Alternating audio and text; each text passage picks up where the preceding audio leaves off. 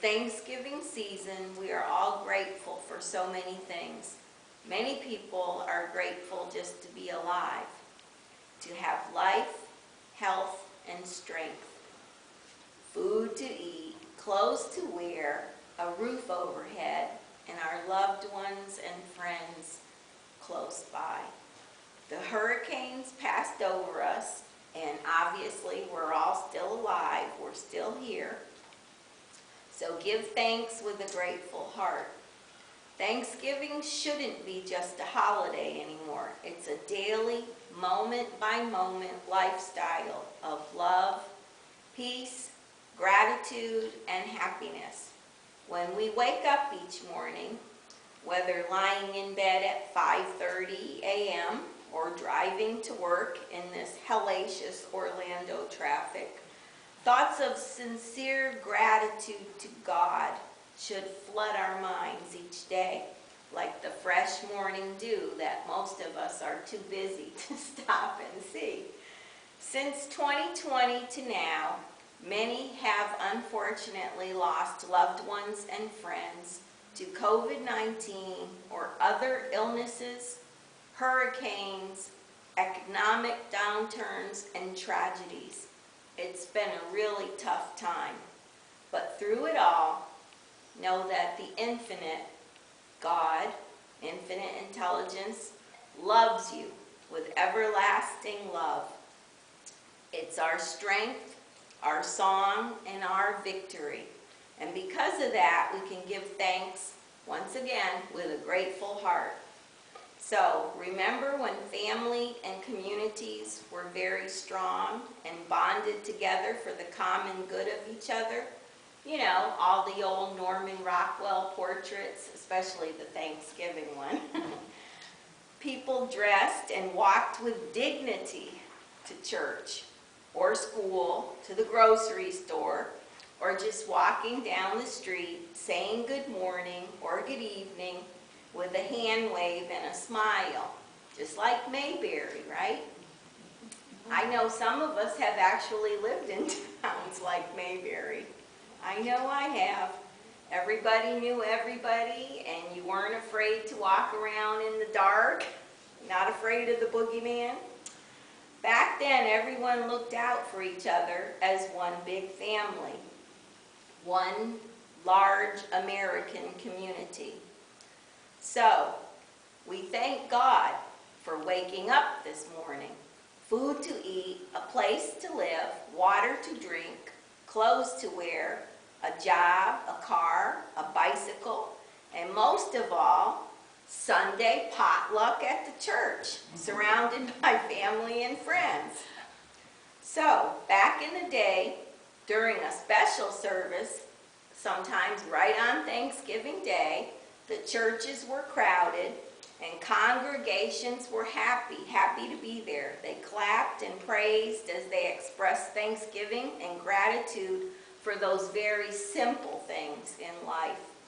Children, I knew at the time growing up in foster care, were grateful just to be in a home with hot meals, especially Thanksgiving turkey and Christmas dinner, and they looked forward to all the holidays with people that were taking care of them. So in good times or tough times, any time is the right time to say thank you to God. So come on, say it with me now. Thank you to God. In this Thanksgiving season, they tell us, make a list of all the things for which you are grateful. I know that sounds kind of intimidating, but you can start off with just 5. Just think of 5 things that you're grateful for. And before you know it, your list will go to 20 and 30 and on and on. So little things like, well, it's not little, give thanks for walking and talking, the ability to see, smell, taste, and hear. Those are all so many gifts from the infinite that we take for granted. When you look around and you see people that actually aren't this blessed as we are, then it's a count your blessing. Give thanks for having legs, arms, voice to speak. And give thanks for the family members that you still have in your life. Be thankful for parents, grandparents, children, aunts and uncles, doctors, nurses, pharmacists, police, and firefighters. Give thanks for the military men and women across this nation and across other nations who are fighting for our country. I can remember eating a lot of Thanksgiving dinners in the chow hall. And they did a great job too. So pray. Pray for President Joe Biden, because he is our president. He is our commander-in-chief, and Vice President Kamala Harris each day, and be thankful that we do live in America, the land of the free and the home of the brave. So trust me, you have so many reasons to be thankful. One, just to be living in this country. God bless America. They knew what they were talking about, because boy, are we fortunate. I was reading the paper just a couple of days ago, and it was talking about the situation in the Ukraine. People are having to abandon their homes and move across the country just to find safe places to exist. They've been left without power, without water. It's cold, winter's coming, and they have no heat. They're basically living on very limited rations. And here we are, like I said, living in America. Remember the old song with James Brown, Living in America? Well, let me tell you, this is the place. This is the place. No one should complain about America. And I get it, our country is far from perfect.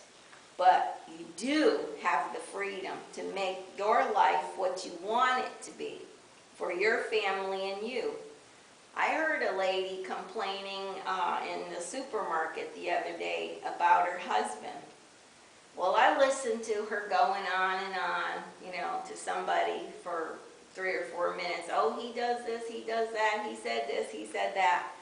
And I kind of, she kind of saw me looking at her, and I just, kind of shook my head.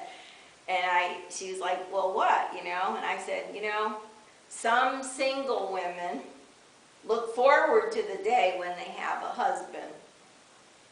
I know as a widow, I would have loved to have had my husband back so I could have complained about him. Rosie knew him. I mean, he wasn't perfect, but he was there, and, it was good. So, yeah, perhaps your spouse doesn't do everything you'd like. Sometimes he mows the lawn, he keeps the cars running, watches movies with you that he really doesn't want to watch, pays the bills. Not my husband, but some husbands even cook every once in a while. My husband offers to get carry out. He will not cook anything. So replace grumbling and complaining with the attitude of gratitude. Each day, tell someone something you're grateful for. Not only will it prompt them to be grateful, but like laughter, it's contagious. They'll seek to share their grateful experiences with other people. So this Thanksgiving season, in between bites of turkey, dressing, cranberry sauce, sweet potatoes, potato salad, possum pie, and sweet potato pie, close your eyes and say a silent prayer of thanksgiving to the Infinite for all that you have, all that He's done for you, and all that He will do for you and your family. Thank Him for your life. Even before Thanksgiving, if you can try, do this, bag up some groceries and drop them off at local churches that have food banks. The Boy Scouts, Salvation Army, there's hundreds of places, especially now, time of year after the hurricanes and people struggling just to survive. They are hurting for donations, and they get that food to the families and individuals so that their holidays can be filled with some happiness. Also, a lot of churches adopt a family in your community, or homeless person walking down the street. Donate anything you can. Clothes, food, hygiene items. And sometimes if you give them a meal, don't forget to include a can opener, plastic plates, forks, knives, and spoons, and the joy you experience from helping others that are in need. It cannot be measured how good that should make you feel. So during this Thanksgiving season, give your best. And remember the song that we do know and sing, count your blessings, name them one by one. And now let the weak say they are strong because they have the blessings of fortitude from all that you give to them. And because of what the Lord has done for us, we do give thanks. So today, I'm grateful to reap a bountiful harvest of love and joy. I give thanks for my many blessings, especially for the love of the infinite Spirit and all the wondrous ways in which He shows love to us. I'm grateful for my family. I'm grateful for my church and church family, those who give my particular life meaning and depth. I'm very grateful for the roof over my head. My son-in-law was here for Thanksgiving Day from Fort Myers. He had to go back the next day. But he is he's operating a shelter in Fort Myers, and he still has over 500 people. 500 people in that shelter. And he says, believe me, they're happy to be there because most of them have lost everything. So they're getting 3 hot meals a day. They have a dry, safe space to stay in. They have nurses on staff to meet all their medical needs. And I think he told me it is getting a little better. They're planning on opening. He told me there's an apartment complex that's been repaired and fixed and renovated. So a lot of the families are going to be moving into that apartment complex real soon. So that will lighten his load. And it's really funny because, well, it's not funny, but he told me the other day he walked by a group of homeless people that are in the shelter. And these are chronic homeless people, not because of the hurricane so much. These are people that ordinarily do live on the streets. And he said he heard 2 of them, and they all have phones now because, of course, everybody has stepped in and given them the free government phones. He says some of them even have 2 phones. So he said they're calling people all over. Oh, you need to come here. This place is great. He's like, we get 3 hot meals a day and showers and medical care. And they're living large in the shelter. I have my son-in-law to thank for that. But yeah, they're telling other people, oh, you know, don't stay on the streets. Come here, come here. You know, they'll let you in. They'll feed you, clothe you, etc. Showers, everything. So life is good. So you see, they appreciate where they're at. That's a blessing in some ways to them because it got them in off the streets. And hopefully FEMA won't throw them out like real soon. They'll let them, you know, live good for a while and help them to resettle somewhere safe. But we're all grateful. We're all grateful for all the food, obviously, and the blessings.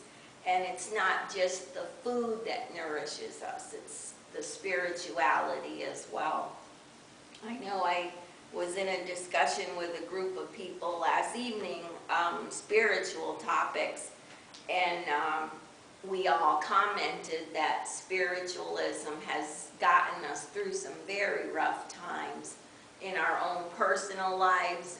We've all experienced some severe illnesses lately, family, friends, etc. And it's things like that that keep us going, knowing that Spirit is doing their best to ease our way along this path and confirm to us, that they're safe and loved in a space, and they still have time to spend with us, even at the holidays. So look around you, because, God's around you, but God is within you. As we say, we all have the spark of divinity.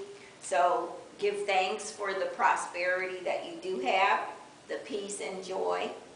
And those are some of the sweetest blessings that we as Americans do take for granted. Some of us do, and some of us just need a little reminder every once in a while.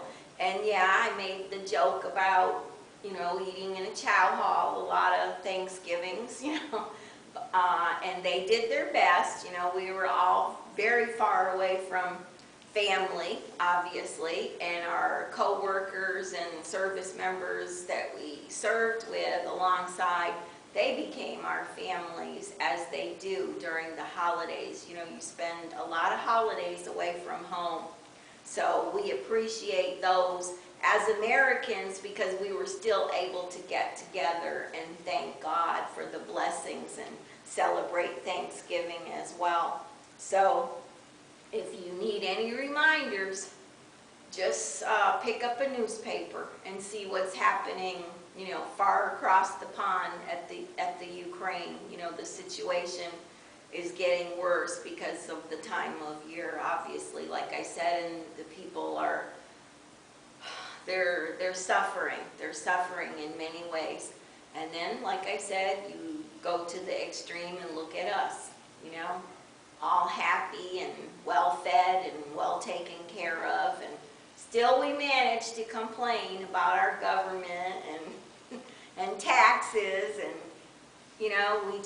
we just take so much for granted. It takes a little nudge every once in a while to give us a dose of reality. So if that's what you need, just read the paper or watch the news, which most of us try to avoid. But like I said, I was fortunate enough that my son-in-law was able to come up for the day for Thanksgiving and spend it with us as a family. And I guess my daughter told him, you better come, because, it's my mom's birthday too. If I don't come, whatever. So he drove up and drove back the next day.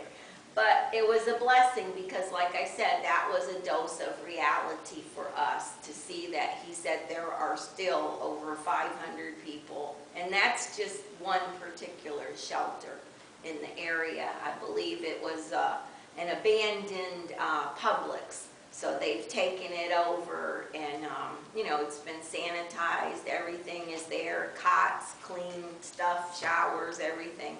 So that's our government. That's our government that people complain about and criticize and everything else. But between FEMA and others, they get the job done. We're taken care of. So give thanks, and remember always, grateful heart, and that will see you through. That will teach us many lessons along the way that we're here to learn. So thank you for that, for listening.